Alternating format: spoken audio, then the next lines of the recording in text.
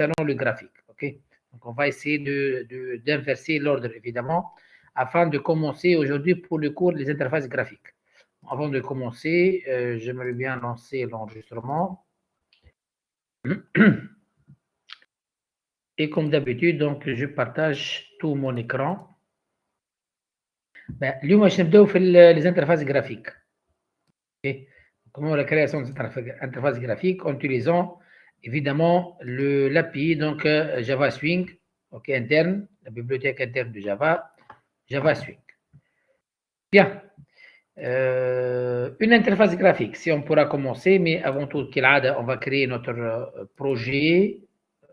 Donc, on va créer un nouveau projet pour ce chapitre.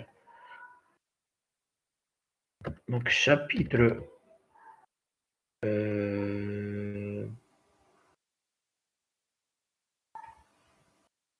évidemment, on a le chapitre 2, mais pourquoi ici on a créé donc un chapitre 2 ici?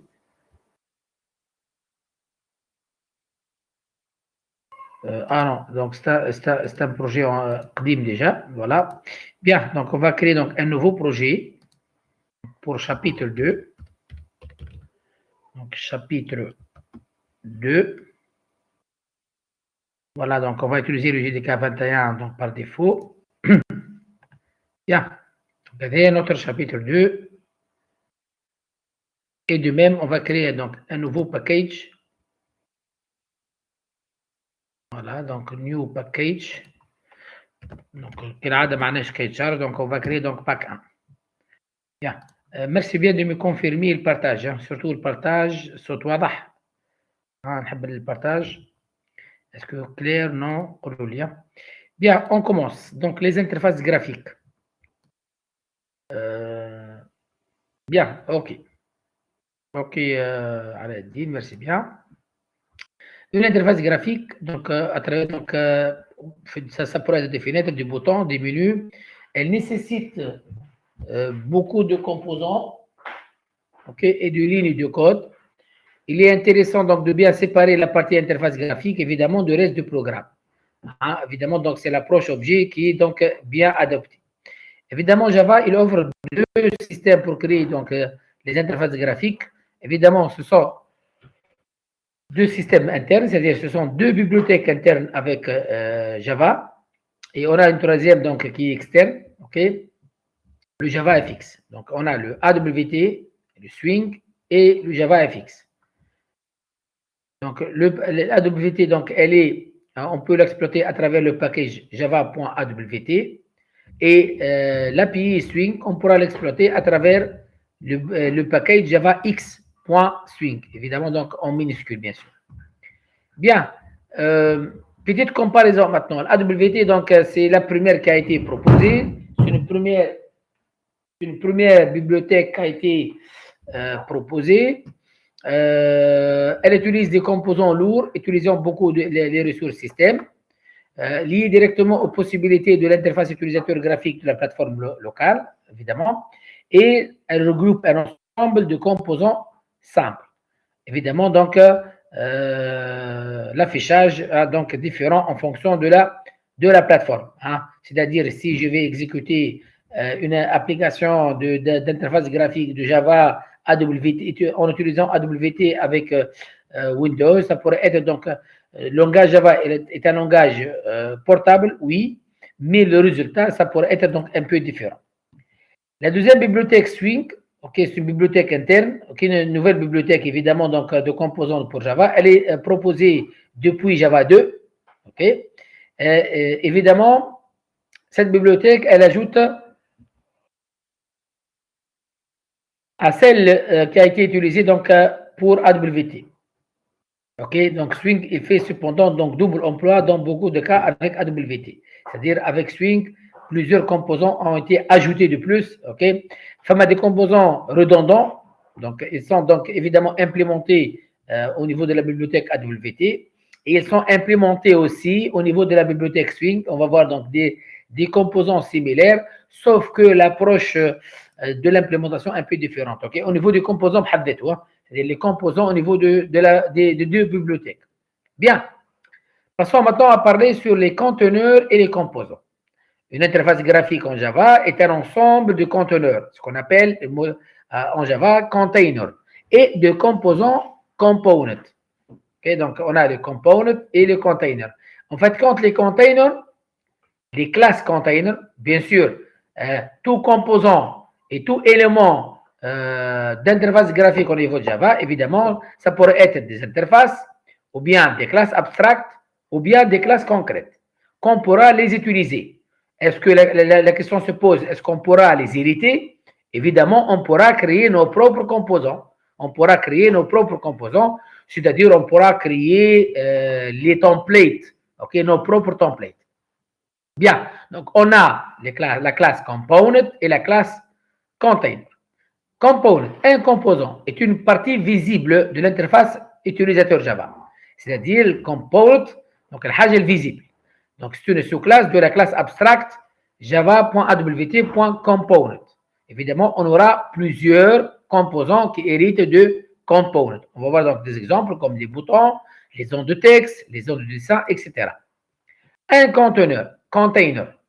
Évidemment, un conteneur, il hérite bien de component. Container est un component, ok, mais c'est un espace dans lequel on peut positionner plusieurs composants.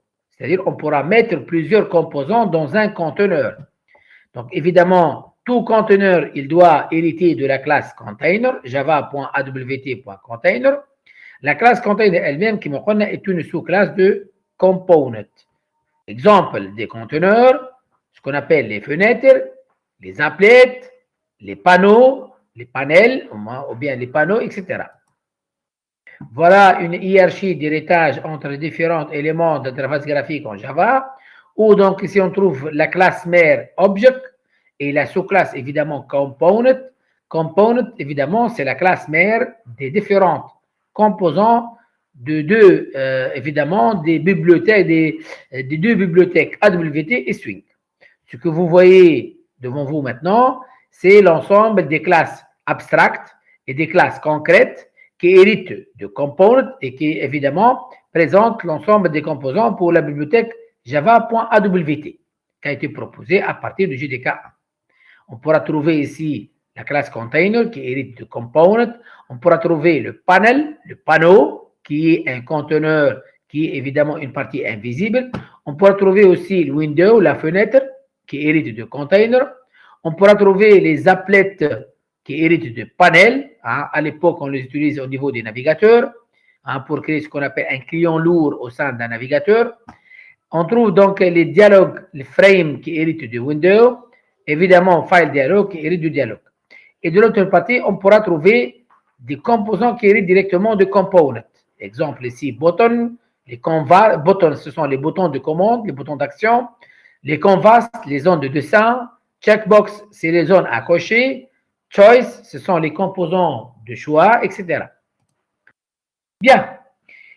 Parlons maintenant sur les conteneurs, toujours sur les conteneurs de type frame et panel. Donc, si on reprend la hiérarchie, donc, on trouve donc deux conteneurs principaux pour la création des interfaces graphiques en Java, les panels, qui héritent du container, est un conteneur, et les frames. On n'a pas parlé du window, parce que les frames, ce sont des windows.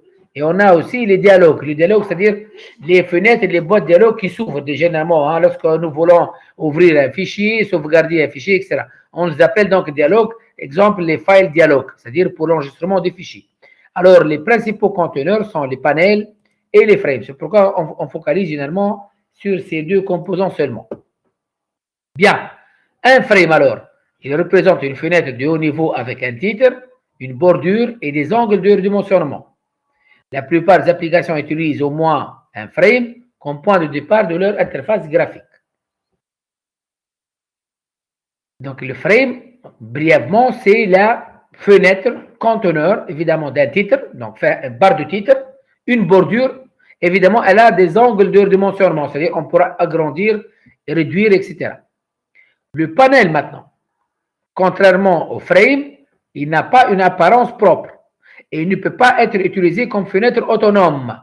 Le frame de java.awt, on va y parler prochainement sur les composants homologues et donc analogue de ces composants avec swing.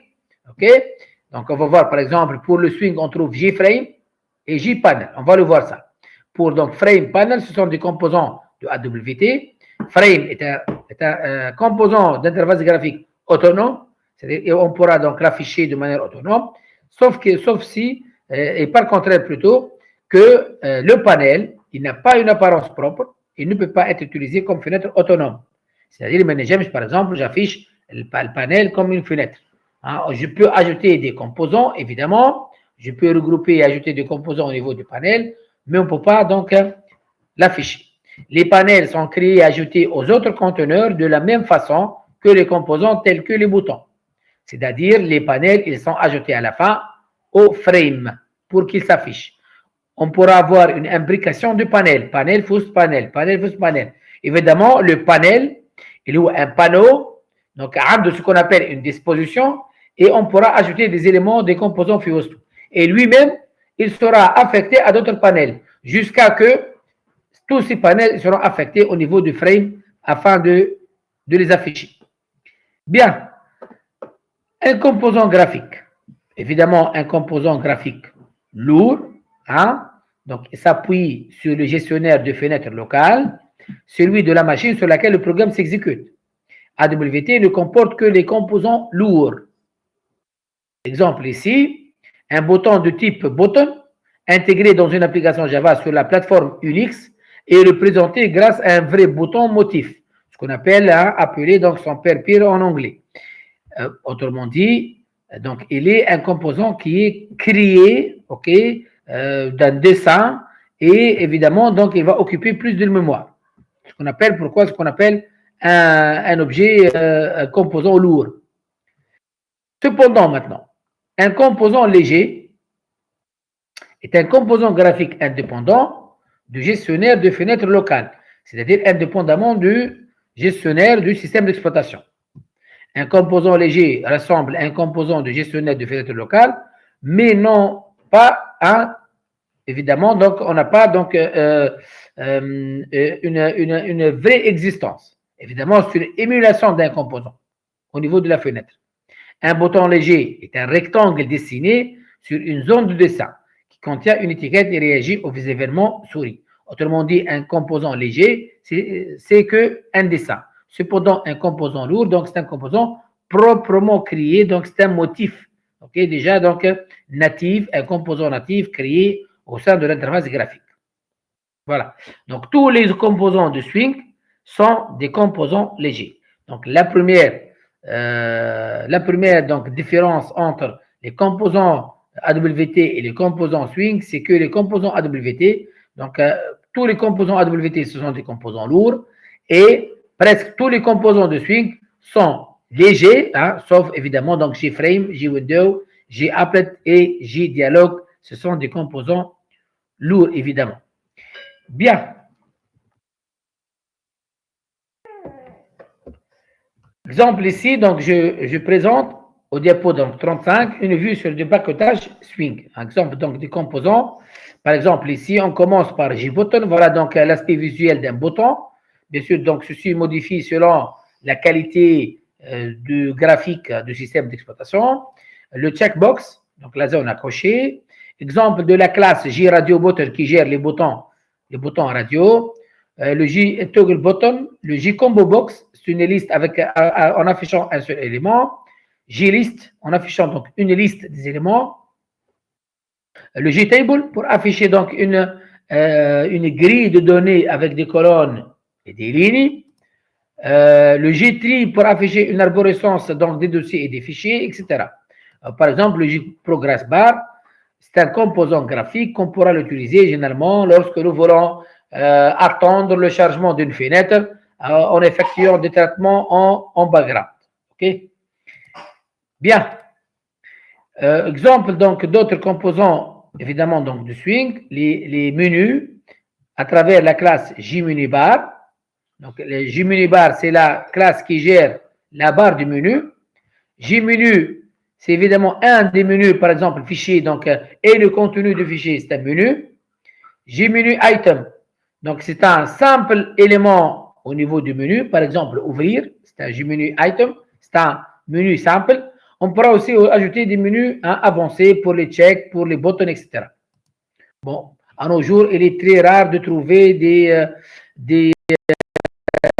applications avec du menu, hein, c'est très rare déjà. OK? Bien. Donc, un exemple donc, des checkbox. Voilà, donc, exemple des composants texte. On a le JPassword field. OK? Donc, pour la zone du texte. JPassword field, donc, pour la zone donc, du password. JText field pour la zone donc, du texte sans masquage de caractères. JText area, évidemment, pour avoir donc une zone de texte avec plusieurs lignes. OK? Le JText editor, ça c'est une zone liste, évidemment, qui permet d'éditer des contenus textuels, comme les textes, comme les HTML, XML, etc. Maintenant, exemple des conteneurs dans la bibliothèque Swing, appartenant au package java.swing. Mais avant de commencer, merci bien de me confirmer que vous m'entendez clairement et le partage, il est parfait. S'il vous plaît. Merci bien de me confirmer. Au moins, حتى par message. لأنه نخاف إنه فما انتربسيون في الصوت وبيان في البارتاج.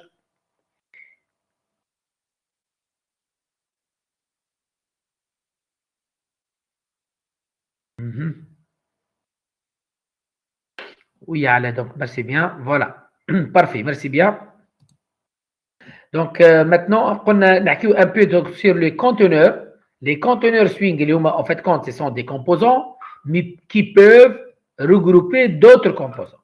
Par exemple, ici, j'ai tab pan, c'est-à-dire c'est le window avec des tabs, les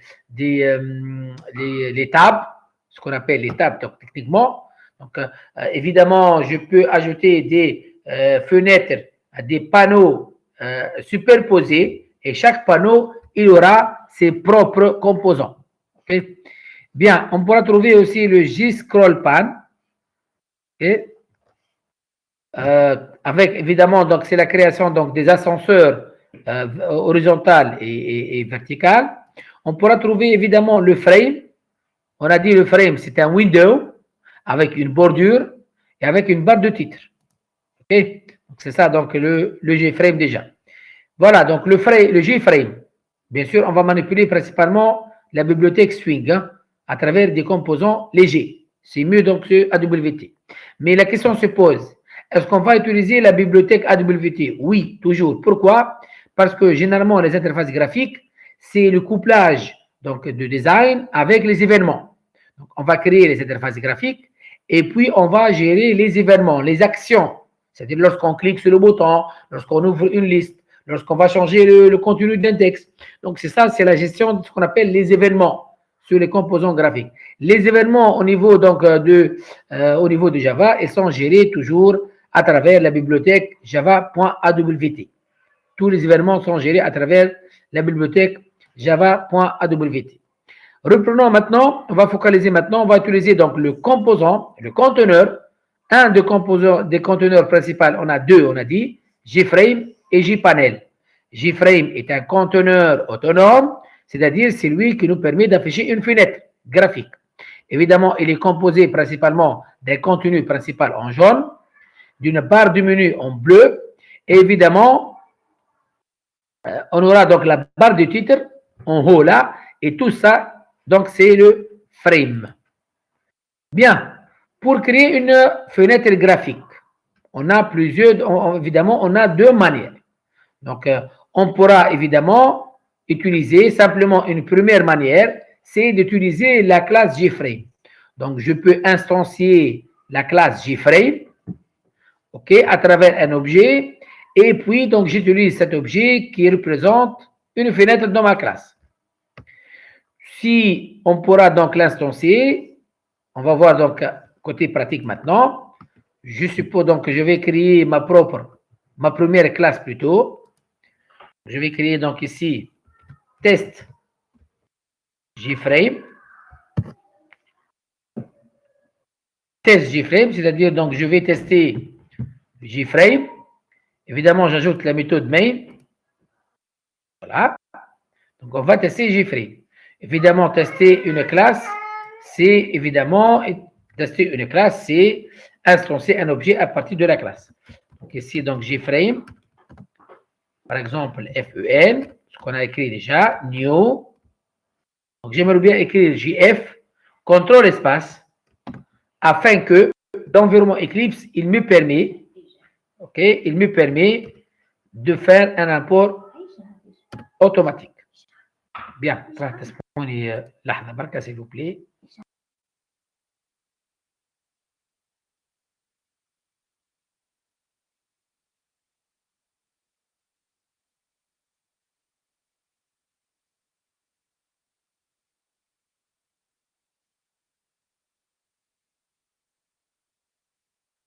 On reprend, ça me prend à l'interruption.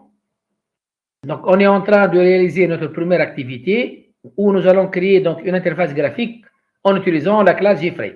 Donc, on a exploité JFrame à travers la création d'un objet.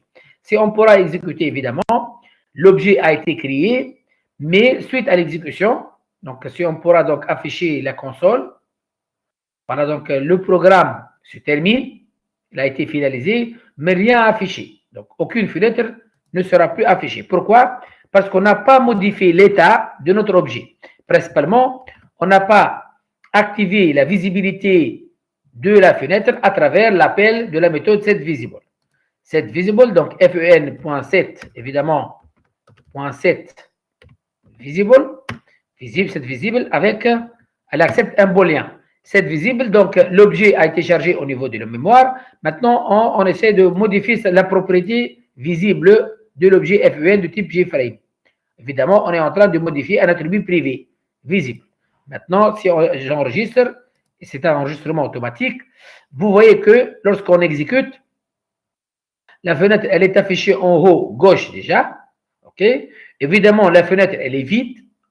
Elle ne contient aucun composant. C'est pourquoi sa taille, elle est 0. Donc, je pourrai donc augmenter manuellement la fenêtre. Et vous voyez que la fenêtre, elle est bien créée, mais elle est déjà vide. Et on pourra donc l'agrandir même. Notre fenêtre, elle est évidemment, donc elle est vide. C'est pourquoi au début, elle est affichée avec taille 0. Et de même ici, donc vous voyez donc ici, notre programme, il est en cours d'être exécuté. Même si je clique sur le bouton croix rouge, la fenêtre, elle se ferme, évidemment, mais le programme reste toujours en exécution. Évidemment, pourquoi? Parce que aucun événement, aucune action n'est programmée pour fermer la fenêtre à travers le croix rouge. OK? Donc, aucune action. C'est pourquoi ici, jusqu'à maintenant, on est obligé d'arrêter l'exécution manuellement. Donc, on pourra même vider les tampons d'exécution. Espérons bien, c'est clair ça. Donc, si vous avez des questions, donc merci bien de les poser. Voilà, donc c'est donc l'affichage de la fenêtre déjà. Si on avance. Autre fonctionnalité au niveau de la gestion de notre fenêtre, on pourra même, si même la fenêtre elle est vide, on pourra fixer la taille initiale. Donc, par exemple, ici, je peux mettre fen.set size. Et donc, elle peut être, donc, nous avons deux signatures. Soit une première signature qui accepte un objet de type dimension. Dimension, c'est une classe prédéfinie. Ou bien simplement, j'utilise la deuxième signature qui accepte une longueur pour une largeur plutôt et une hauteur. Donc, largeur, par exemple, ici en pixels, 300 pixels. Évidemment, donc, ça dépend de la cible, évidemment. Voilà, 300, 400. Si on pourra, bien sûr, donc j'avais un enregistrement automatique. Hein. Donc, un petit rappel pour l'enregistrement automatique. Je passe vers Windows, Préférences. Ensuite, à gauche, Général. J'ouvre Général. On clique sur le flèche à gauche de Général. Ensuite, je passe à Editor. J'ouvre l'onglet Editor et on active Autosave. Et si on active cette option-là, Enable, on doit l'activer et on pourra mettre ici au minimum 1 pour durer 1 seconde. Et on pourra appliquer and close. Et on aura un Autosave automatique, un enregistrement automatique. Donc maintenant, je peux exécuter. Voilà, donc notre fenêtre s'affiche, ok, avec une taille 300, évidemment, donc pixels, c'est la largeur plutôt, donc c'est la largeur, et ceci c'est la hauteur, 400, ok. Voilà, donc si on ferme la fenêtre, toujours le programme reste en exécution, faites attention ici, donc jusqu'à maintenant, il faut le fermer manuellement. Bien, on pourra aussi Oui.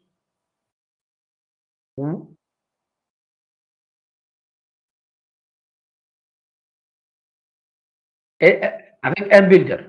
Avec un builder. Le builder, c'est-à-dire outil. Voilà, le builder. Les outils comme .NET. Évidemment, Anne, bien sûr. Je vais donc vous montrer prochainement.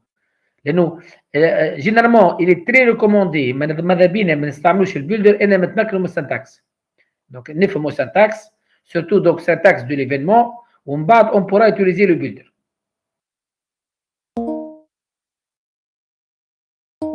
Ok, je t'en prie. C'est très important, hein. Très important d'utiliser le builder. Oui, donc on va utiliser le window builder. Donc je vais vous montrer donc comment l'utiliser.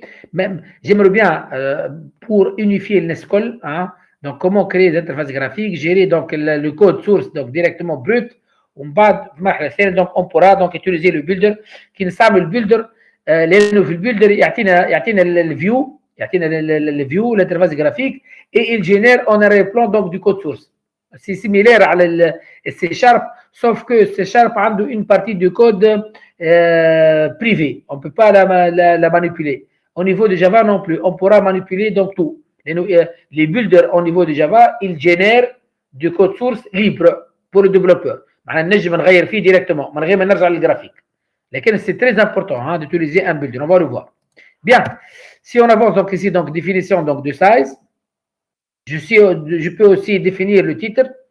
Exemple ici, donc je peux définir donc le titre de ma fenêtre ici. Donc par exemple ici ma fenêtre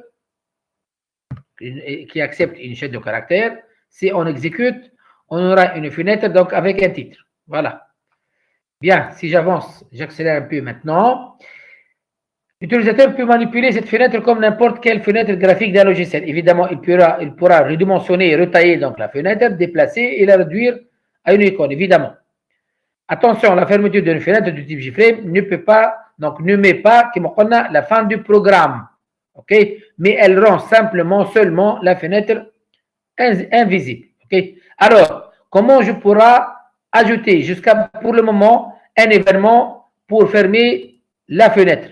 On pourra simplement associer à l'objet du type JFrame la méthode setDefaultCloseOperation. SetDefaultCloseOperation, qu'est-ce qu'elle pourra accepter comme paramètre? Évidemment, elle accepte un entier sous forme d'une constante. Les valeurs possibles, donc si on pourra donc tester ça ensemble maintenant, fen.setDefaultCloseOperation, donc j'écris ici donc JFrame à travers des constantes. Ce sont des constantes statiques. Donc voilà les valeurs possibles. On a deux valeurs possibles. On a dispose on close, c'est-à-dire on ferme la fenêtre sans fermer le programme, ou bien exit on close, c'est-à-dire on ferme la fenêtre et en même temps on ferme le programme, c'est-à-dire le programme s'arrête. Ceci, ça dépend de votre besoin. C'est-à-dire que nous voulons fermer une fenêtre simple de l'application du programme, okay, une fenêtre donc supérieure. Okay?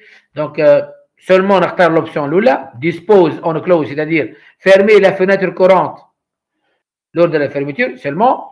Ou bien, si on est en train de fermer la fenêtre principale de notre application Java, alors on est obligé d'utiliser exit on close.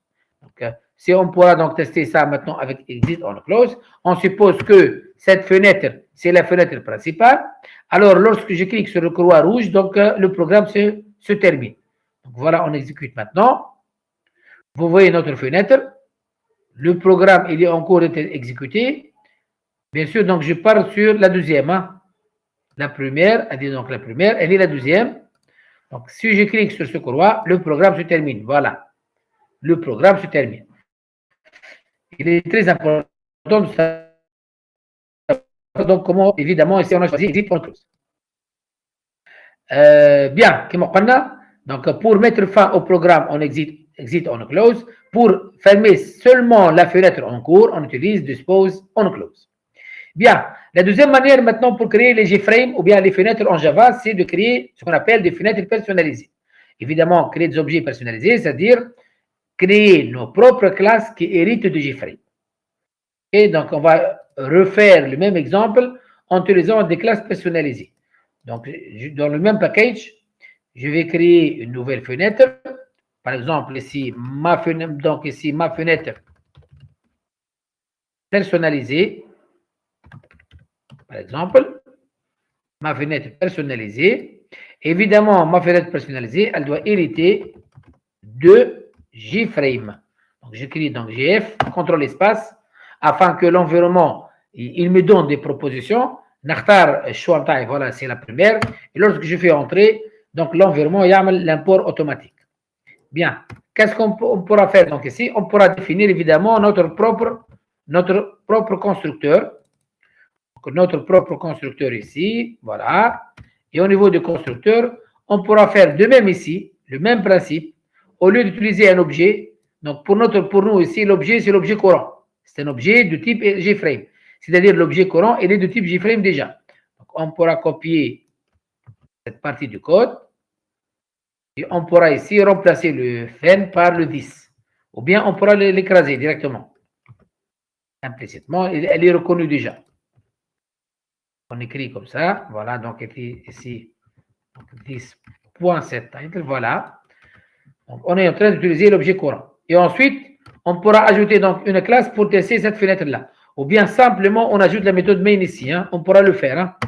C'est-à-dire, on ajoute la main au niveau de la classe ma fenêtre personnalisée. Alors, simplement, qu'est-ce qu'on fait? On teste, on crée un objet de type ma fenêtre personnalisée. Le fait, lorsque je crée un objet en appelant le constructeur, évidemment, tout ce code sera exécuté. Évidemment, on aura un résultat. Donc, si on exécute, on va trouver un résultat. Voilà, c'est le même résultat qu'on a vu tout de suite. Si je ferme sur croix, évidemment, la fenêtre se ferme, la aussi se ferme. Voilà, donc, elle est exécution déjà. Voilà. Et comment créer une interface graphique en Java personnalisée qui doit hériter donc de JFrame. Donc, ce que vous voyez ici déjà. Voilà. Bien. Afin de positionner maintenant, de positionner et redimensionner une fenêtre, on pourra utiliser donc une méthode simple setBounce. La méthode setBounce, elle permet de définir l'emplacement de la fenêtre, c'est-à-dire au moment de l'ouverture. Je peux donc, par exemple, la fenêtre, au lieu d'être positionnée ici, j'aimerais bien la positionner manuellement. Donc, je pourrais définir, donc, on a, donc, ici, je vais utiliser toujours la fenêtre personnalisée. Hein. Donc, 10.setLocation. Donc, on a cette location, donc, qui permet de définir le X et le Y. Par exemple, ici, 100 pixels pour le X et 300 pixels pour l'Y. Donc, si on exécute, on va trouver donc la fenêtre au démarrage. Vous voyez ici la fenêtre au démarrage, elle s'affiche. Donc, elle est donc, évidemment, 100 pixels à l'X. Donc, les X sont verticales. Hein. Okay. Voilà, donc, les X. Okay. Autrement dit, c'est la ligne des abscisses. Okay. La ligne des abscisses, les X. Et verticalement, ce sont les Y. Donc, verticalement, le point gauche est 300 pixels. Donc, c'est pourquoi la fenêtre est ici. Bien.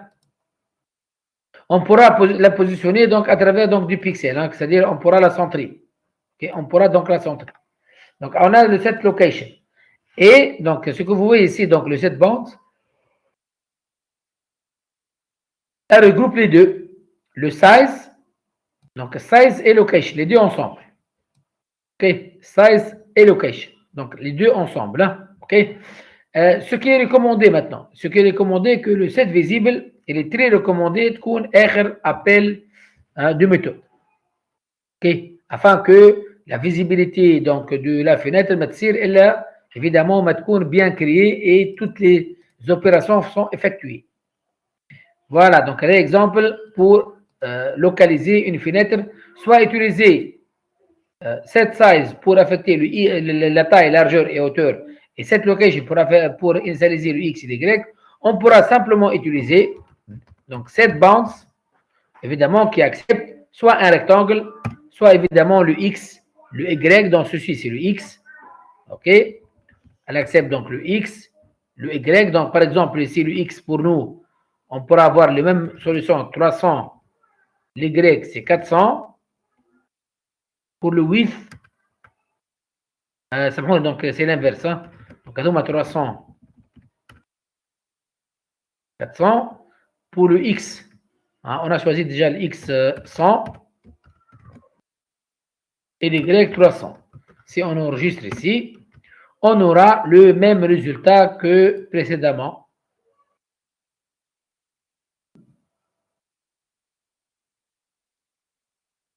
Voilà, donc c'est le même résultat que précédemment, en utilisant cette bande, évidemment manuellement. Hein. Donc c'est un positionnement donc, manuel.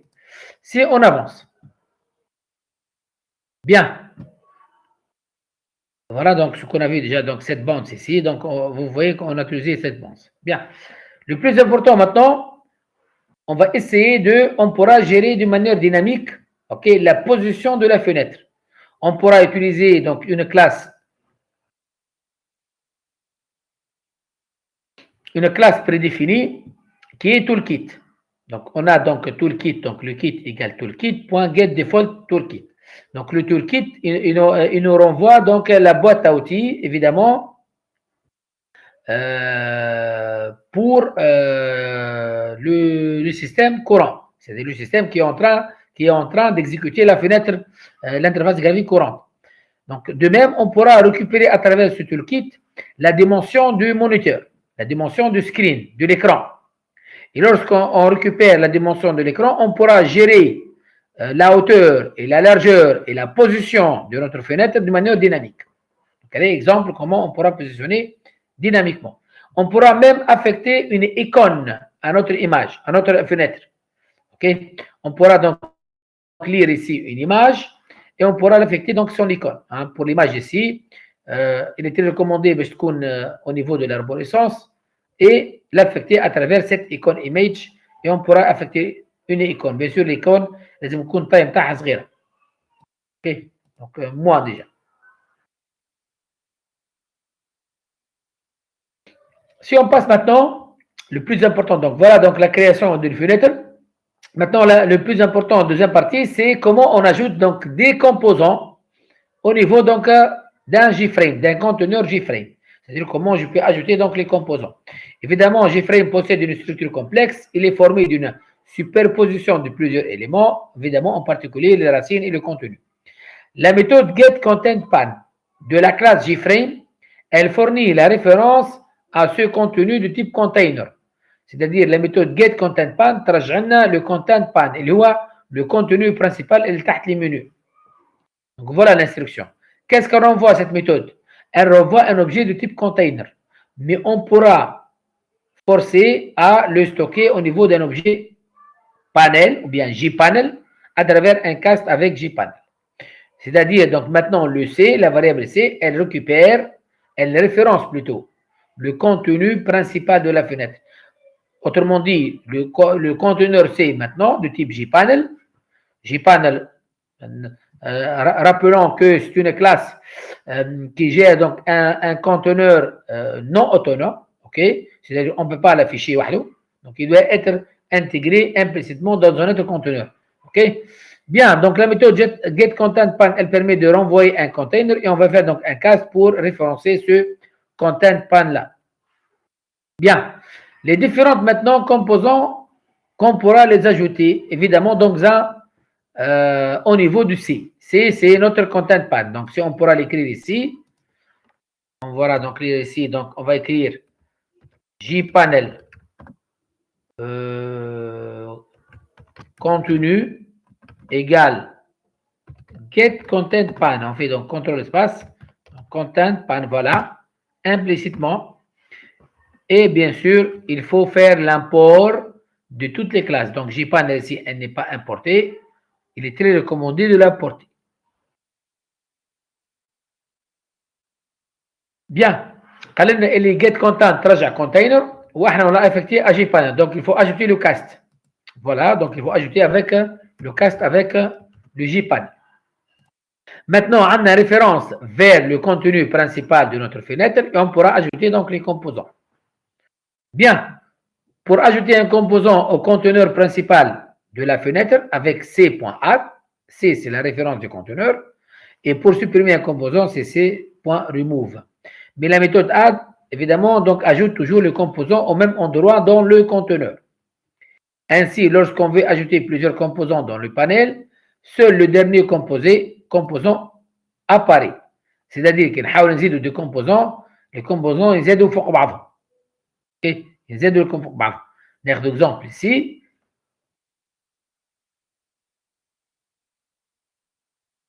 Allez-y, on va supposer donc implémenter cet exemple-là. On a ici deux boutons, deux labels, deux zones de texte. Hein, pour nous, donc, on va utiliser donc simplement, on va utiliser donc deux composants. Donc, je vais écrire ici contenu. Add. Donc, on va ajouter un composant, par exemple ici. On va créer un premier composant, par exemple. Donc, on va créer donc un bouton. Donc, bouton, par exemple ici, bouton 1 égale new bouton. Même donc ici. Oh.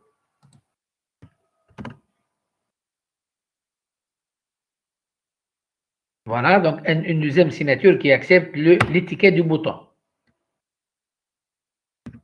Par exemple, ici, je vais mettre ici enregistrer, par exemple, un bouton enregistrer. Et on va faire de même pour le deuxième, donc ici, bouton. On va créer deux boutons, enregistrer et annuler. Donc ceci, c'est le deuxième bouton. Deux boutons sont créés. Maintenant, on va ajouter les deux boutons au conteneur principal.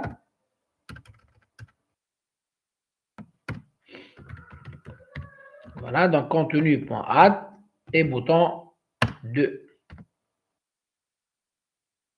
Bien sûr, toujours, on aura la visibilité. Il est très recommandé كما قلنا إنه cette visible تكون آخر méthode qui sera exécutée au niveau du constructeur, bien sûr, pour les classes personnalisées. Voilà, donc le même exemple ici. Sauf que donc ici, donc عملنا زدنا donc les boutons بتاعنا. Donc, par exemple, زدنا des boutons et des labels. Et ensuite, on a instancié. Bien sûr, ici, show, c'est une méthode donc ancienne déjà. Donc, elle est remplacée par cette visible. Si on exécute déjà, vous voyez ici que on a donc dans toute la fenêtre un seul bouton qui est annulé. C'est le dernier bouton ajouté. Le premier bouton, il n'est pas visible. Donc, on a ce qu'on appelle l'inconvénient de cet ajout-là lorsqu'on a ajouté des composants librement. Donc, on aura donc un inconvénient lié à la superposition des composants. Évidemment, donc, qu'est-ce qu'il faut faire? Il faut répartir le composant. Pour répartir les composants, on a deux méthodes. Soit on va les répartir manuellement, de telle façon, on doit fixer le X et le Y de la fenêtre et on doit initialiser le layout, la disposition des sous-composants dans un conteneur annule. C'est-à-dire le conteneur ماهوش باش يتبع un layout. Donc librement avec le code, c'est ajout manuellement. Donc pour ajouter manuellement des composants donc évidemment obligatoirement يلزم نحدد له l'X pour le premier bouton. نحدد له l'X ou l'Y ou largeur ou l'hauteur ou deuxième bouton kiff. Donc il est très pénible الحكايه دي, OK? C'est un peu donc un peu pénible. Et il faut mettre donc l'objet conteneur.set layout nul. Donc, on pourra le faire déjà même ici. Par exemple, je dis voilà, bouton 1, selon la figure, si je vais donc vous montrer manuellement, c'est un peu donc pénible, mais il faut donc le voir. Par exemple, il y a notre fenêtre. On suppose qu'on a deux boutons. Donc, on doit répartir manuellement deux boutons. C'est la première méthode, manuelle. Généralement, elle est deprecated, mais ça marche pas, mais on aura besoin de quelques situations. Il y a le bouton 1 ou le bouton 2. Par exemple, le bouton lourd, on a donc l'X donc il y a l'X. Le bouton هذا, par exemple, on a 100. Largeur نتاعو هذا كل نعملوش كبير برشا, نعملو 50. كيف نعمل espacement على l'X ici. On a la largeur de kiff 50. Ensuite, il faut fixer évidemment le point, le premier bouton. Donc ici le point هذا منين نبدا على الإكس كما قلنا ومنين نبدا على الإكريك. معناها الإكس نتاع البوطون الأول حاجة والإكس نتاع البوطون الثاني حاجة. الإكريك نتاع البوطون الأول حاجة والإكريك نتاع البوطون الثاني évidemment donc c'est le même. Donc نفس الفالور déjà. Donc on va mettre ici par exemple bouton 1.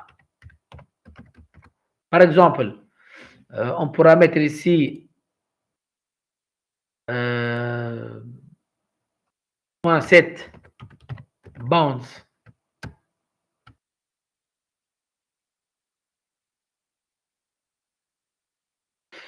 Par exemple, ici, le X à 100, l'Y, par exemple, à 50, l'Y, il est هذه. Donc, هذا point bas gauche, il est où هذا. Ok, donc هذا هو. هذا l'Y. Par exemple, ici, 50. Bon, la largeur, donc, pour un bouton, je compte, par exemple, 50 aussi. La hauteur, par exemple, je compte standard 30. هذا pour le premier bouton. Le deuxième bouton, normalement, le deuxième bouton, باش يكون عنده نفس الاكس، سامحوني، نفس الجريك، mais الاكس هي باش تبدل. Donc le X نتاع البوطون الثاني، le X du bouton 2, c'est pas ça. Ah oui, le bouton 2, voilà, donc bouton 2 ici. Donc son X, normalement l'X تاعو ياخذ largeur نتاع هذا plus un espacement. largeur نتاع البوطون الاول. Donc البوطون الاول donc largeur هي 50. Donc déjà كنحطوا هكا يقول لنا الويدث هي 50. Donc pour nous, donc باش تولي الاكس نتاع البوطون الثاني هي 100 plus largeur هي 50. Donc 100 plus 50 c'est 150. ونجموا donc ici نعملوا un espacement ما بيناتهم. Par exemple 180. Le Y c'est le même. La largeur c'est la même et la hauteur c'est la même. Voilà, normalement donc ici on a elle est partie. Mais il ne faut pas oublier que il faut que le conteneur principal là, voilà. Je me suis pas donc un layout. Voilà, donc on va fermer ça et on va exécuter. Normalement ici, voilà, j'ai les deux boutons, vous voyez une largeur chouette, une largeur 30, 50 plutôt, chouette donc 50, donc il faut l'agrandir. Et les deux boutons sont répartis. Bien sûr, il y a donc une méthode pénible, surtout pour plusieurs composants. Il y a plusieurs composants, c'est très pénible. Ok, qui va se positionner donc les éléments de taille. C'est pourquoi la manière la plus simple, c'est d'utiliser ce qu'on appelle des gestionnaires de présentation. À chaque conteneur est associé un gestionnaire de présentation, DGP, okay, ce qu'on appelle techniquement par Layout Manager. Le GP, gestionnaire de présentation, il contrôle l'emplacement et la taille des composants chaque fois qu'ils sont affichés.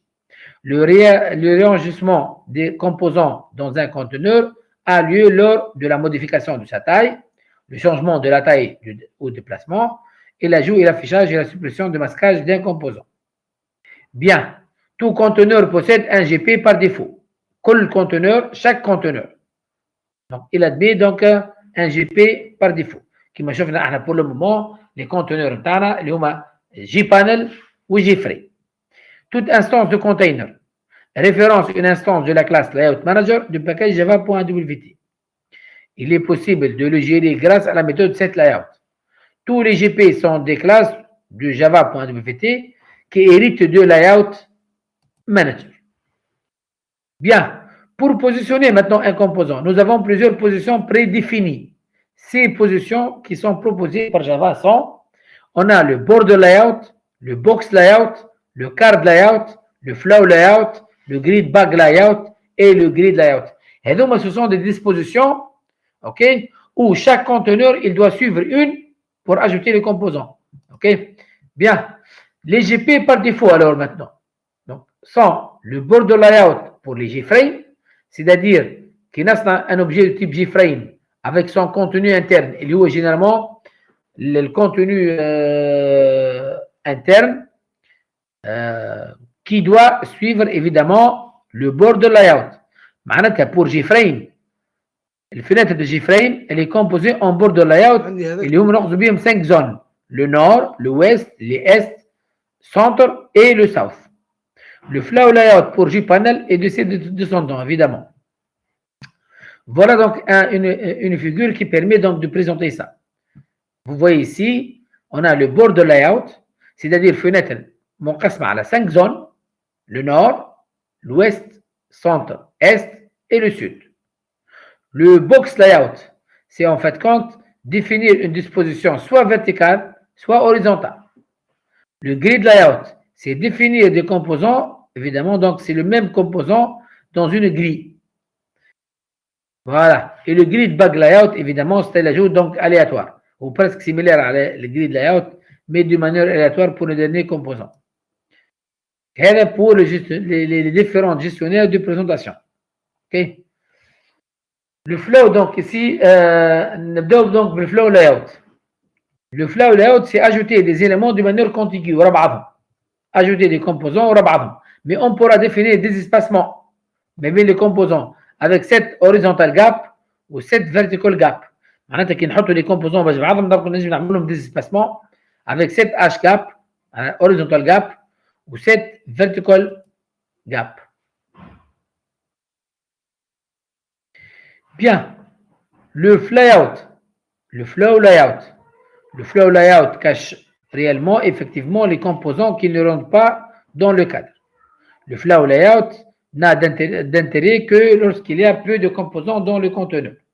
C'est-à-dire, le flow layout, c'est un layout, disposition des composants dans un panel, dans un conteneur, mais les composants ils sont ajoutés de manière contiguë. De manière contiguë. Voilà un exemple ici. Donc, si on aura donc, on récupère le contenu principal et on initialise le layout de notre panel avec cette layout et entre parenthèses, on passe un objet de type flow layout. Le flow layout est disposition et nous mettons les composants en et donc les composants, voilà un exemple. Les composants, ils seront donc de manière contiguë. Bien, on est donc 2 minutes et on reprendra. Donc une pause de 2 minutes.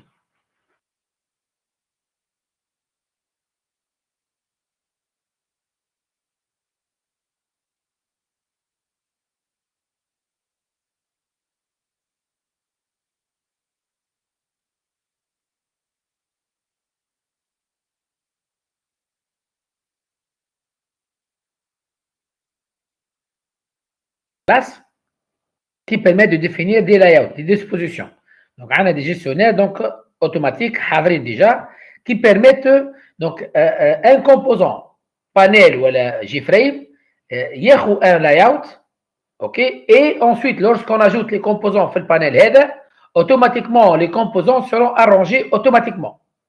Les composants, ils seront arrangés dans le composant d'une manière automatique, grâce les layouts le composant. Voilà un exemple. Donc, on crée un panel, ou bien on récupère, par exemple, ici, on a récupéré le panel principal. On a récupéré le panel principal, اللي هو تاع الفenêtre, ومن بعد البانيل principal اعطيناه le layout flow layout. علاش اعطيناه le layout هذا؟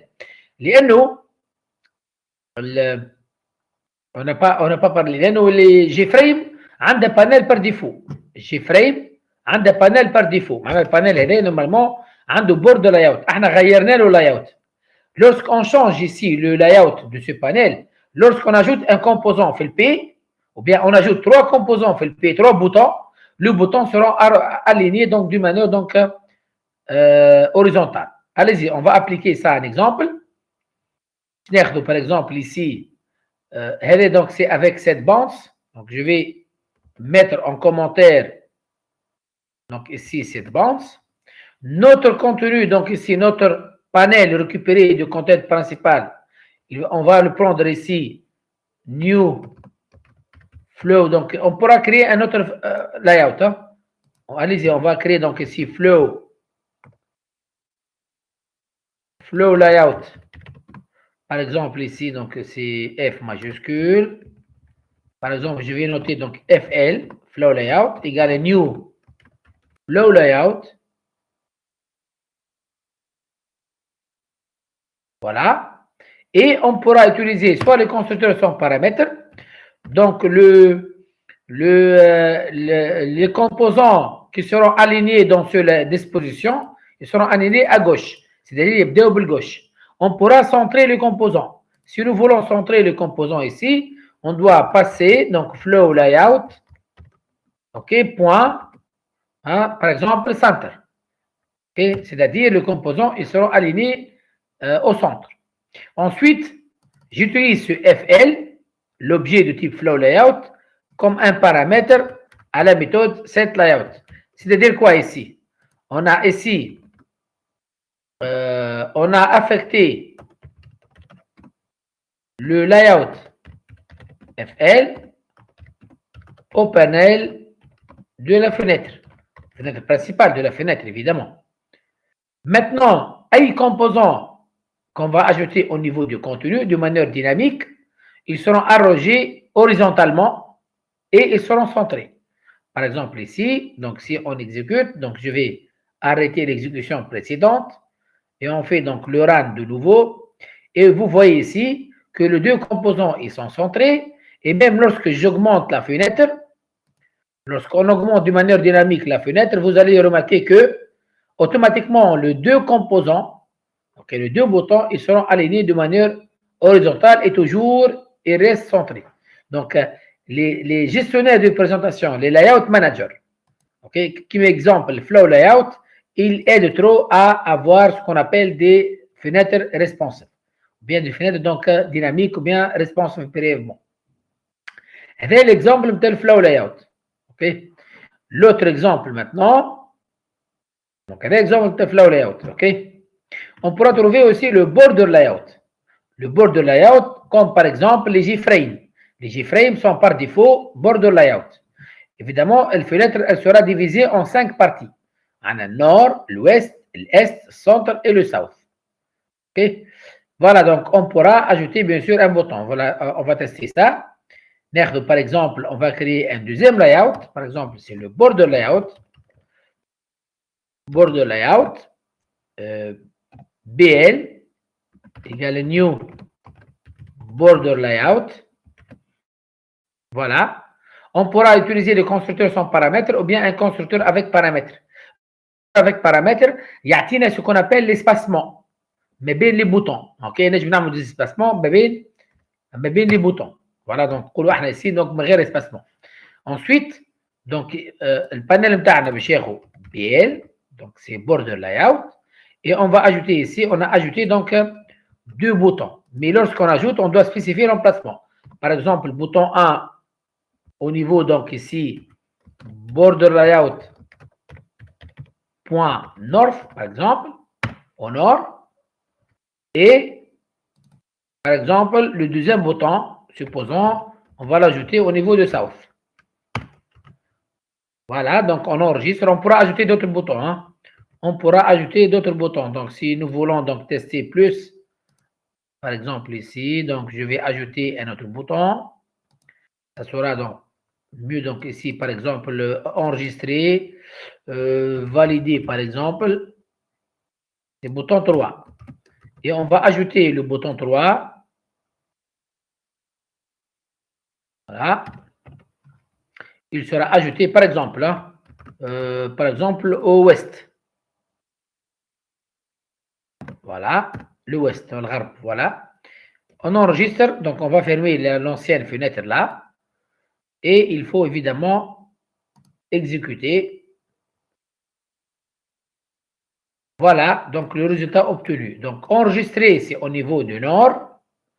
Le valider, c'est au niveau de ouest. Et le annuler au south. Donc même si on augmente la fenêtre, si on augmente la fenêtre au fur et à mesure, vous voyez que toujours, ça affiche dans les mêmes positions de manière responsive. OK?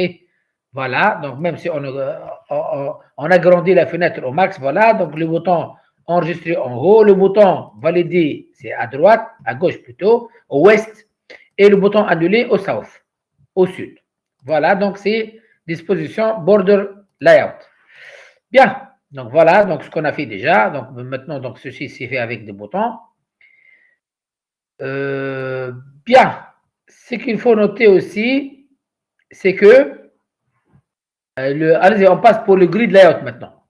Un exemple, le grid. Le grid layout, c'est une grille qui définit le nombre de lignes et le nombre de colonnes. Évidemment, l'ajout, ce sera donc de manière automatique. Donc, de même ici, on pourra créer un nouveau layout. Donc, le grid layout, voilà, GL, donc égal new grid layout. On pourra ici utiliser, donc sans spécifier le nombre de lignes et le nombre de colonnes, ça sera un peu dynamique, ou bien on pourra spécifier le nombre de lignes et le nombre de colonnes. Par exemple, ici, je vais mettre 2, 2, c'est-à-dire on aura 4 cellules ici. Voilà, et on pourra donc ici mettre donc ici le GL pour dire le grid layout, et le composant de bouton, donc on doit éliminer ici la disposition de south, la position. Donc, pour le grid layout, il suffit d'ajouter simplement le bouton. Si on voit donc le résultat ici maintenant, si on exécute, on aura l'affichage de ce sens, c'est-à-dire le bouton enregistré, il est ajouté au premier, le bouton annulé sera ajouté au deuxième. Évidemment, on passe à la deuxième ligne, on commence à mettre invalidé. Bien sûr, donc cette cellule-là, elle est vide, parce qu'on a donc, on a mis donc 2, 2, c'est-à-dire on a créé 2 lignes et 2 colonnes, 4 cellules, mais on a seulement 3 boutons. Donc, cette cellule sera vide. Donc, voilà donc pour le grid, vous voyez ici. Bien sûr, il n'est pas recommandé d'ajouter des boutons directement. Il est très recommandé d'ajouter les boutons dans des panels et ensuite mettre les panels au niveau donc du panel principal. OK? Voilà. Donc là, c'est le grid. On a donc les méthodes de set gap et set h gap et set v gap, c'est pour l'espacement vertical et l'espacement horizontal entre les composants. Vous voyez un exemple ici. On a utilisé donc le set gap, même on peut fixer au niveau du constructeur. On aura donc des séparations. Bien, un exercice ici, donc qui permet d'écrire un programme Java qui permet de calculer la moyenne de deux entiers entrés comme paramètre de la classe et l'affiche sur la fenêtre. Évidemment, ici, on a une fenêtre avec deux labels. Hein. Donc, on a imprimé label ou un deuxième label. Et ensuite, on affiche ce qu'on appelle le tooltip. Le tooltip, il aide sur les composants. Voilà le code source ici. Donc, on a une fenêtre qui hérite du JFrame. Donc, on aura une fenêtre de type JFrame. Au niveau du constructeur, on a passé donc T, A et B. Donc, on a initialisé location, on a initialisé location, on a initialisé size et on a appelé la méthode setDefaultCloseOperation. Maintenant, avec un label, on a créé donc un label avec la moyenne E. Donc, ce que vous voyez ici déjà, la moyenne E, c'est un label. Hein, label, c'est le même principe que le web que vous avez vu, maintenant étiquette. Ensuite, on a récupéré le panneau principal et on a créé un layout, flow layout. Donc, comme vous voyez ici, pour l'exercice, que les deux composants, l'étiquette Lula ou l'étiquette Senia, en fait, ce sont donc alignés donc, horizontalement. C'est pourquoi on a créé donc un flow layout. Et on a associé le flow layout à notre panel principal. Évidemment, on a calculé donc le double de A, on a converti le A, le B, on a effectué donc ici X plus Y sur 2. On a de même créé un nouveau étiquette avec donc ici donc le reste, c'est-à-dire le résultat. Et on a ajouté ce qu'on appelle un tooltip text à travers la méthode setter, set tooltip text, hein, pour évidemment donc la zone de dessin là. Donc pour la zone de dessin qui est évidemment L2. Donc le label 2 qui contient le résultat, elle a reçu un tooltip text avec la méthode setter. De même, on a initialisé son foreground. Ce n'est pas le background, c'est le foreground. Donc la couleur du texte. Et on a défini la couleur du background, c'est en white, donc en couleur blanc. Voilà. Donc c'est pour cet exercice. Et le reste, évidemment, la classe de test, hein, qui nous permet d'instancier la classe et d'appeler, évidemment, généralement ici, on a ajouté le set visible sur le constructeur. De dire donc ici f.show ou le f.set visible, donc il n'est pas recommandé. Okay, donc il ne faut pas la mettre. Bien. Donc, c'est la création des interfaces graphiques. Bien sûr, donc on n'a pas trop détaillé. OK? donc cette partie-là, donc pour les interfaces graphiques. Si vous avez donc des questions, on pourra créer évidemment donc on pourra réaliser même une activité, par exemple, donc ici, on a évidemment notre activité. Pour nous, donc, l'aspect pratique, ce que nous allons voir donc, pour demain, Inch'Allah.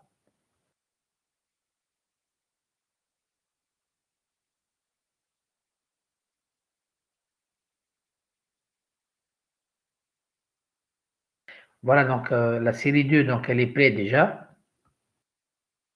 On va la corriger donc hier, demain plutôt, c'est bon. Voilà.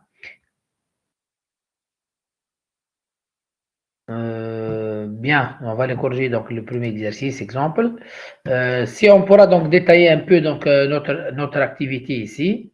Bien, qu'est-ce qu'on pourra faire? Le but ça a été d'afficher le grid layout, voilà. Comme on a, il est recommandé aussi. Il faut mettre le bouton, il faut mettre donc les boutons dans des panels. Je me redouche l'espace qui est les boutons.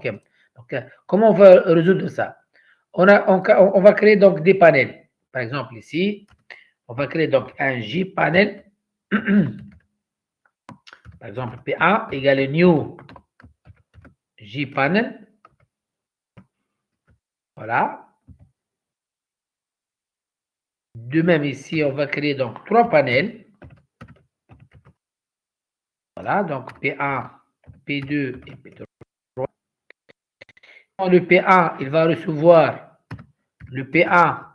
Bien sûr, ces panels-là, donc on pourra donc garder le layout par défaut, sachant que les panels, donc je n'ai pas mentionné donc une remarque déjà, c'est-à-dire le layout par défaut pour chaque composant.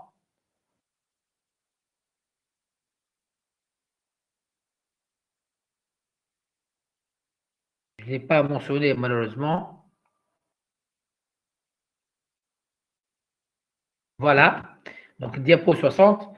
Les GP par défaut sont le border layout pour les G-frames et le flow layout pour les G-panels. C'est-à-dire, lorsque je crée un panel, c'est par défaut, son layout, il est flow layout. Mais il est centré.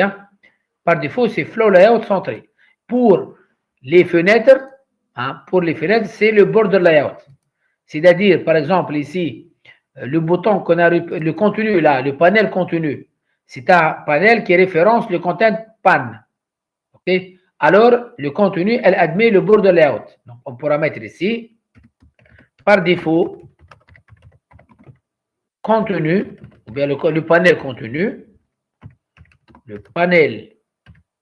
contenu, à border layout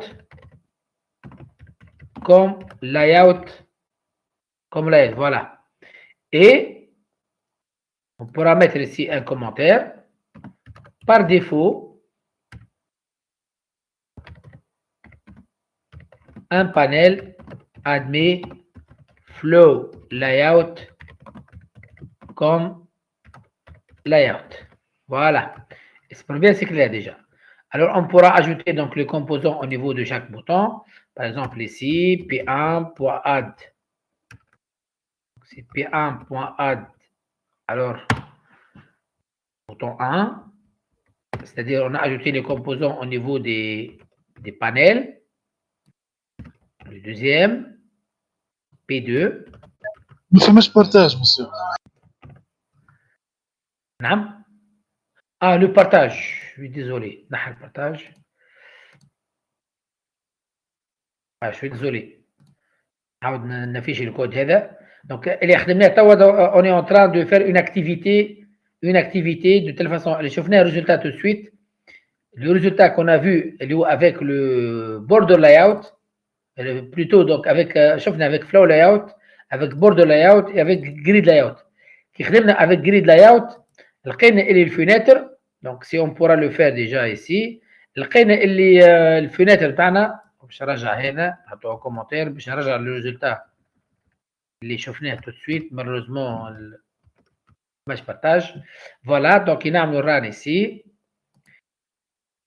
اللي موجود هو هذا فوالا. شو قلنا هذا ني با ريكوموندي. علاش؟ لانه سي جوغمونت ici لو بوتون باش ياخذ سباس كبير. فوالا مش لوجيك. كومون ريميديي سا؟ il est très recommandé انه نحط لي بوتون تاعي dans des panels. évidemment les panels باش يكونوا avec le layout par défaut اللي هو le flow layout. OK, et le panel principal اللي هو الكونتينيو. OK, الكونتينيو اللي هو par défaut border layout. OK, احنا غيرنا له avec GL.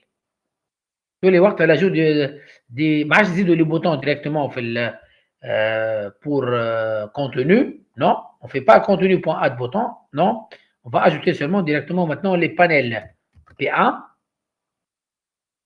P2 et P3. Si on exécute,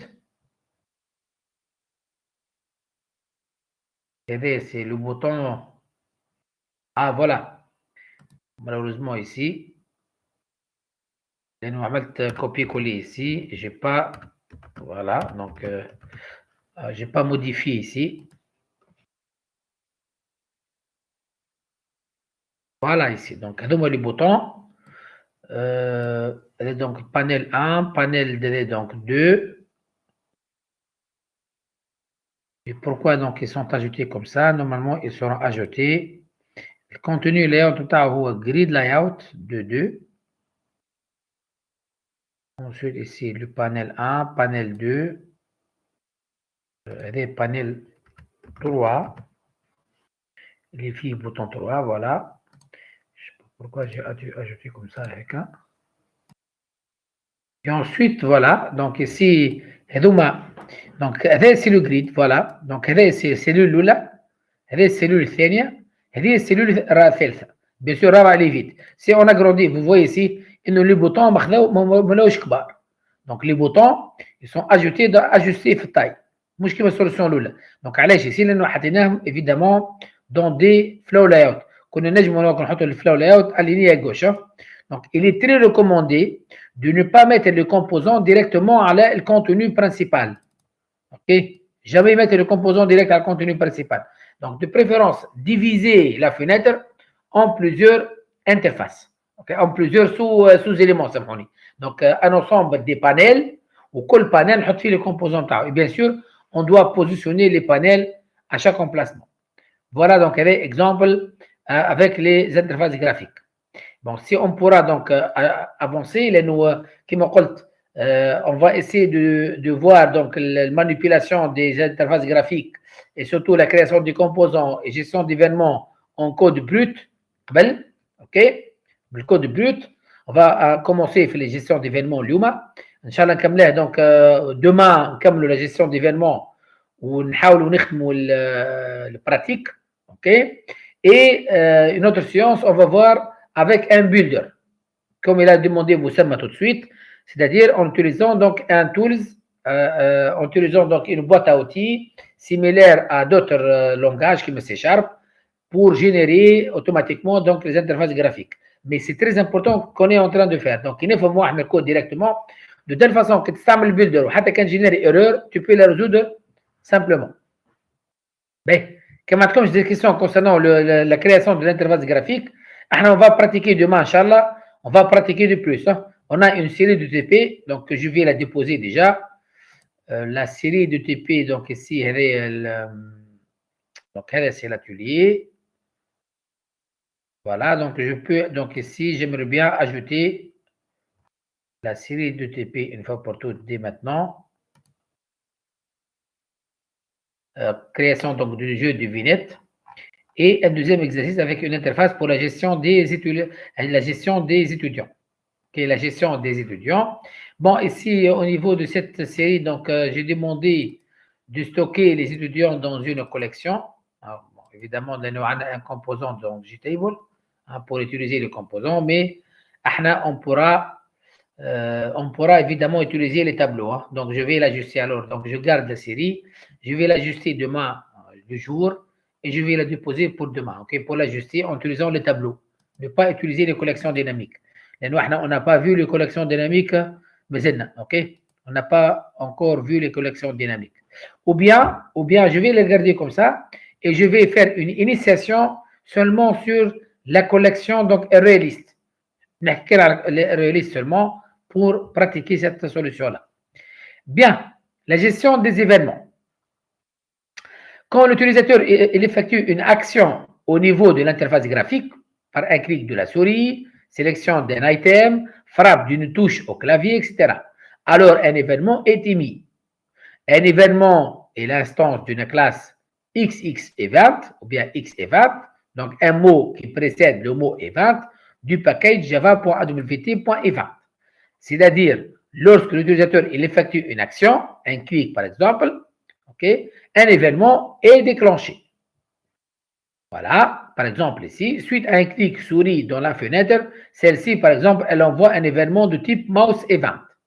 Lorsque un bouton qui reçoit un clic de la souris émet un événement instance de type action event. Donc, ça dépend, donc ceci, ça dépend du bouton, ou bien ça dépend du composant qui a reçu l'action. Si une action, par exemple, comme on a dit, donc de la souris, donc généralement, ce sont des événements de la souris. Si c'est une action sur le clavier, généralement, donc c'est action event, ok, etc.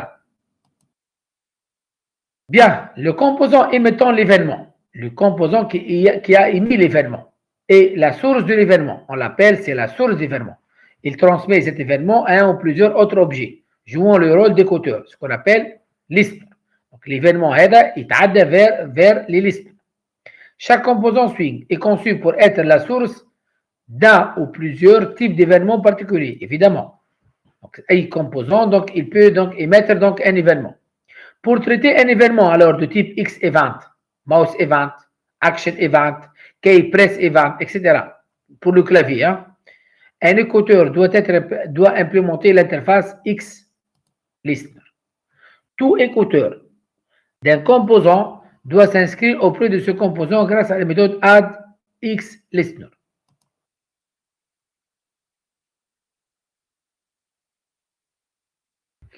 Bien, un composant peut être donc son propre écouteur. Un composant peut être son propre écouteur. Et le composant, ou bien interface graphique, elle reçoit des actions, donc on programme ce qu'on appelle donc des listeners, ou bien écouteurs. Donc un listener, c'est quoi? C'est l'implémentation donc du code, évidemment, de la réponse à un événement. C'est l'implémentation de la réponse suite à un événement. On peut créer c'est-à-dire on peut créer une classe listener qui regroupe tous les événements. Mais il est très généralement, on crée un listener pour chaque événement de manière séparée. Voilà au niveau de ce diapo, un exemple qui permet de présenter la gestion des événements. Vous voyez donc ici l'utilisateur qui permet d'exercer une action sur l'application Java. Évidemment, l'utilisateur, donc ça sera donc une source d'un événement. Donc, un événement, c'est le bouton, c'est les zones de texte. Les événements, ils seront divers. Vous voyez ici donc 4 types d'événements. Ici, donc, des événements de type action event, mouse event, etc. Le listener, maintenant, la machine virtuelle plutôt, elle joue le rôle donc de le chef d'orchestre qui va orchestrer, qui va affecter les différents événements aux différentes listeners, aux différents écouteurs. Évidemment, un écouteur, c'est lui qui va traduire, donc évidemment, l'action, l'événement qui va l'introduire au niveau du traitement. Donc, si on prévoit, on perçoit ensemble le schéma qui permet du dictionnaire, du diagramme de séquence plutôt, qui permet de schématiser donc la gestion des événements. Donc, l'utilisateur, il exerce, il appuie sur la source et ce bouton-là, il va transmettre un action event. Donc c'est l'action sur un bouton, action event. Et évidemment, on aura un écouteur inscrit qui écoute, évidemment, qui est en train d'être écouté. Et évidemment, on aura l'exécution d'une méthode qui s'appelle Action Performance. Ceci dépend de la version de la bibliothèque, soi-disant. De la bibliothèque. Bien. Voilà un premier exemple comment on pourra gérer les événements. Vous voyez ici la fenêtre 6. C'est une fenêtre de l'interface graphique. et qui hérite J-frame. Voilà. Et en même temps, le fenêtre 6, elle joue le rôle de l'écouteur sur un bouton. Bien. Voilà ici, donc, on a un bouton OK. On a programmé ici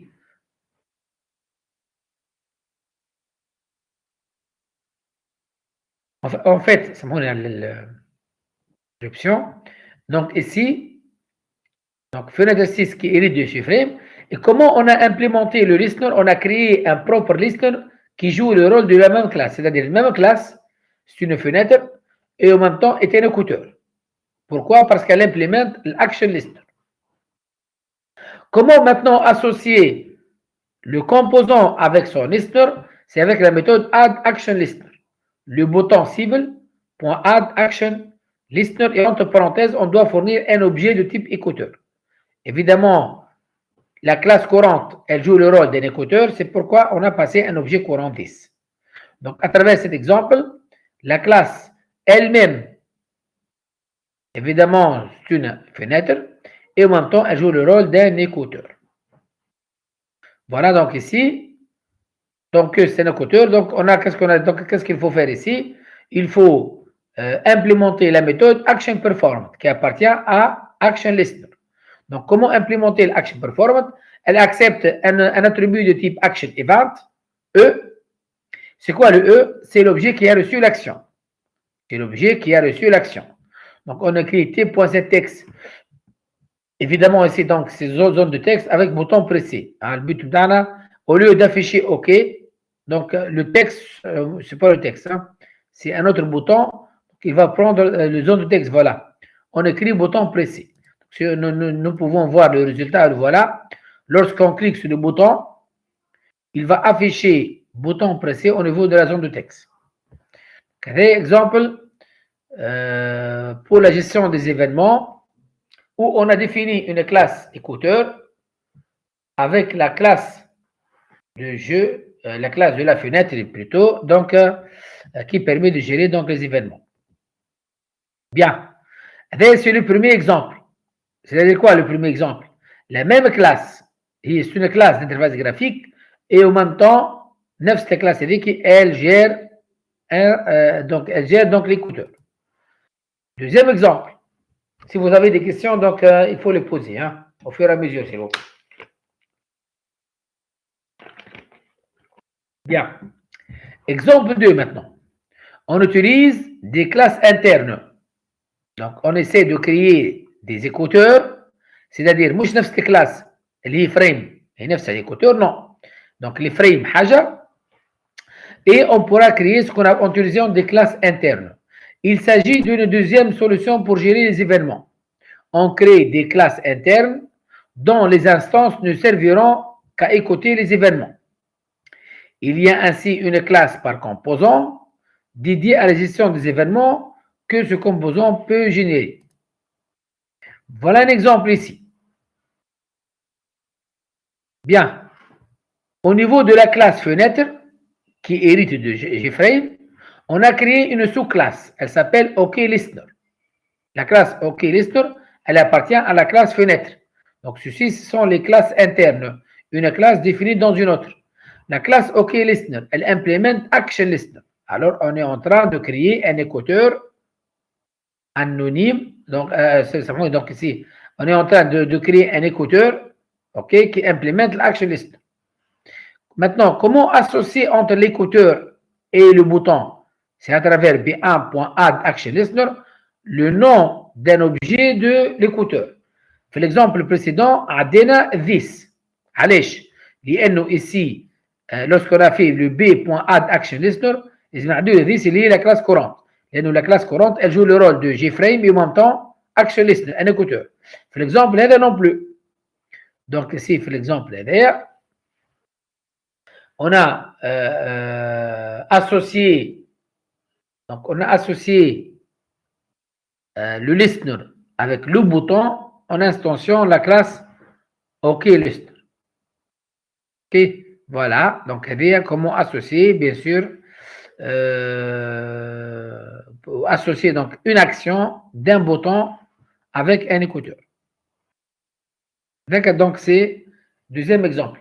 Un troisième exemple, donc on l'a pas mis déjà, je l'ai pas mis ici, ce qu'on pourra le voir mon fait pratique, c'est en utilisant les classes anonymes. Ben, l'exemple,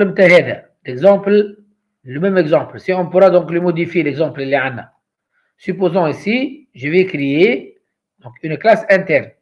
C'est-à-dire ici, par exemple, là, un exemple, déjà, ما خدمناش مسي بالنسبه للاكزامبل هذايا نحن عندنا في البلوك هذا زيت لوكيشن مو نستعملوا ذيس كيما الاكزامبل هذا الاكزامبل خاطر في نفس البلوك.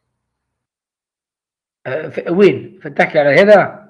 اي هذا اوكي عملت ذيس انت هوني في الاخر باد اكشن لسنا ذيس في الاكزامبل اي الاكزامبل اللي من بعد ايوه هذا نورمالمون عندنا بلوك واحد هو وين زاكولات مسير. لا مش بلوك. لا مش بلوك ici. Ici on a défini une classe interne, une classe كامله écouteur. اللي هو انترن كلاس انترن هكا. فوالا اي هاو باش نعملوا الامبليمونطاسيون مع بعضنا. هاو باش نعملوا الامبليمونطاسيون مع بعضنا اوكي. سوبوزون ici تبعني عندنا بوطون ici. شفت البوطون هذا سوبوزون دونك احنا في الاكزامبل بتاعنا اش عملنا بور لو بوطون. شو البيت بتاعه اش عمل البوطون؟ البوطون لوسكو انا كليكي سور اوكي مثلا التكست بتاع البوطون بتاع لو تكست دو بوطون يتبدل. سوبوزون لو تكست دو بوطون يتبدل. Alors, comment on associe donc l'action à le bouton 1? Donc, هذه l'interface بتاعنا اللي موجودة. On va programmer l'action à le bouton 1 اللي هو enregistré. Par exemple, le bouton 1 c'est enregistré. Donc, je نعملوا ici. أول حاجة ma classe السوليوشن الأولى. Donc, je vais créer un écouteur اللي هو un écouteur. Donc, نفس الكلاس JFrame هي نفسها qui implémente un action listener. Donc, action listener. Voilà. Alors, toute classe qui implémente une interface, elle doit implémenter les méthodes abstractes. Donc, voilà ici, je vais atteindre les méthodes abstractes. Voilà, add and implement. نلقى en bas l'action perform. Voilà. L'action perform ici. نحب le bouton 1. Bien sûr, ici, لو كان لحبت le bouton 1 ما يتشافش. Ici, le bouton 1. كي نكتب bouton 1, il n'est pas visible ici, bouton 1. Bouton 1.add. Je crois les boutons non reconnus.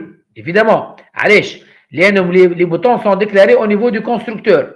Ou le méthode constructeur ou le méthode action performed, في نفس niveau, deux méthodes. Donc, nous avons des variables locales. Il est très recommandé, tous les composants, lorsqu'on crée une JFrame, tous les composants, JFrame, il faut les déclarer comme attributs dans la classe, comme des attributs. Mouche attributs de classe, mouche statique, attributs dans la classe. J'ai par exemple le contenu هذايا. Je le déclare en haut. حتى الفلو لاyout هذوما il est très recommandé pour le moment ما نحتاجهمش. Donc les boutons مثلا نحتاجهم donc je les déclare comme attribut dans la classe ici. Donc هذا bouton 1 bouton 2 là donc un virgule ici manquant et bouton 3 et bien sûr il faut enlever déclaration sinon هذوك مش يجيو variable locale يبقى عندنا double variable locale ou global attribut. Voilà, maintenant, les panels, il est très recommandé. Mais pour le moment, il y a le bouton. Donc, il y a le bouton 1, il sera reconnu. Donc, add action listener.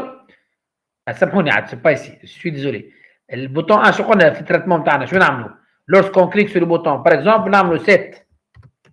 Par exemple, là, le bouton 1, pour modifier son texte ici,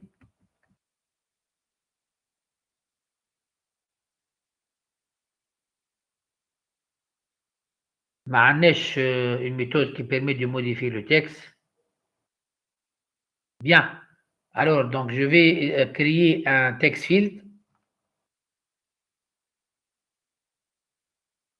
Allez-y, on va créer donc un JText field, brièvement. Donc, ici, texte 1, point virgule. Ce texte 1, donc JText field, on va le créer. Donc, ici, plutôt texte 1 égale new j text field. Bon, un texte, il pourra accepter donc le nombre de sa taille, par exemple 30, et on ajoute le texte, par exemple là, on ajoute le texte au niveau du premier panel, je double le bouton, flow layout, et ici donc on va ajouter notre texte 1, voilà, et évidemment le texte 1, si on clique sur le bouton 1, le texte 1, il va prendre donc cet texte. Pourquoi il n'est pas reconnu ici? Texte 2, voilà, 1.7 texte. Par exemple, là, j'écris bouton pressé, comme l'exemple déjà donc, du cours. Donc, bouton pressé avec double guillemets manquant. Voilà. Et comment on associe maintenant entre le bouton 1 et cet événement-là? C'est à travers bouton 1, comme on a vu déjà. Donc, bouton 1, point add action listener. Je dois passer le 10 ici, donc le premier exemple. Pourquoi je passe le 10? Parce que donc, je dois avoir passé un objet de type écouteur et notre classe courante, elle joue le rôle d'un écouteur. Donc, elle implémente elle-même l'action list. Si on exécute notre exemple ici, voilà, si je clique sur enregistrer, normalement, donc ici, il y a fini. Voilà, donc, voilà, bouton pressé. Donc, ici, l'affichage. Juste, voilà, le bouton, l'emplacement Tao. Hein, le bouton, donc, a été. Voilà, donc, si on clique. Et si on clique sur enregistrer, donc, il y a un bouton pressé. Voilà, donc, c'est l'affichage. Et là, le premier exemple avec. اللي خدمناه tout de suite انه نفس الكلاس هي فريم هي جي فريم et en même temps c'est un listener. Bien, je ne vais plus me retarder اكثر من هكا. Je vais m'arrêter pour l'exemple numéro 2. شنو باش نخليها في l'exemple هذا سيونس جاي ان شاء الله غدوه. Je vais essayer de finaliser la gestion des événements غدوه ان شاء الله. نكمل la gestion des événements ومن بعد بقيه السيونس نحاولوا نبداو نخدموا التي بي نتاعنا avec المانيير بروت avec الكود بروت. اوكي باش ان شاء الله ممكن semaine prochaine نشوفوا avec un builder اللي هو window builder. Donc je vais m'arrêter ici les diapos 80. Est-ce que vous avez donc des questions? خذوا ان شاء الله نكملوا في الديابو 80. Donc ici je vais mettre ici. Donc on a atteint donc ici diapo 80. OK. Voilà, pour terminer déjà demain. Voilà, est-ce que vous avez donc des questions sur le contenu, ce qu'on a donc présenté aujourd'hui? Avez-vous des questions? Sabra. البوتون بريسي باش تخرج تو هذه نورمالمون هي فرونت اند ولا باك اند؟ هي مش للتيليزاتور يعني للبروغرامر. جي با سيزي سامي تا كيسيون. لا سامي لحظه، سامي بلي لحظه، عاود لي قلت لي جي با سيزي لا كيسيون. اوكي، كلمه البوتون بريسي باش تخرج تو هي باش تخرج مش للتيليزاتور يعني باش تخرج للبروغرامر. راهو البوتون هذا ديجا بريسي هكا ولا؟ نو لا هو جوست ايفينمون. خذيت اكزومبل ديفينمون. راهو اكزومبل كنا احنا باش نشوفوا في التي بي دوما باش نعملوا دوتر تريتمون. Juste exemple, juste pour vous montrer comment un événement sort suite à l'action. Clique sur le bouton enregistrer. Ah oui, oui, oui. Démarche, on fait une action sur un bouton, un événement sera déclenché, l'événement de type action event, l'événement il est capturé par un listener, notre listener, et notre listener il a transformé en quoi? En un traitement.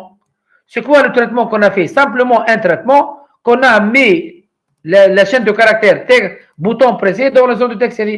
On a juste des exemples d'un scénario. OK? OK. Voilà. On va dynamique ولا statique؟ ما زلنا في statique ولا تسمى dynamique؟ لا dynamique. Statique c'est la création de composants. Tu as دخلنا في gestion d'événements dynamique. كيفاش انه une action elle génère un traitement. Oui. Voilà. Inch'Allah, غدوة Inch'Allah نكملوا الدوزيام اكزامبل هذايا. نكملوا دونك لا بارتي جيستيون ايفينمون ونخدموا السيري تي بي 2 اللي فيها دونك ان اكزامبل هاي برشا اللي هو لا جيستيون دي ستوديون. اوكي ومن بعد ان شاء الله نرجع كما قال دونك كوم الى ديموندي مسمى نوريكم ممكن ان اكزامبل نتاع تي بي نعاودوا نخدموا افيك ان بيلدر معناها ان اوتي انتجري في الاكليبس اللي هو كي بيرمي دو نوز ايدي ا كريي لي انترفاس جرافيك بالميثود دراج اند دروب تبدا عندنا بوات اوتي على جنب et avec la méthode drag and drop. Voilà, c'est la fin de notre séance. Ça prend en retard, donc de 10 minutes, à chaque fois de retard. On se rappelle, Inch'Allah, كرمتكم ces questions, bien sûr. Si on a, مرحبا في كل وقت. Sinon, on se rappelle, Inch'Allah.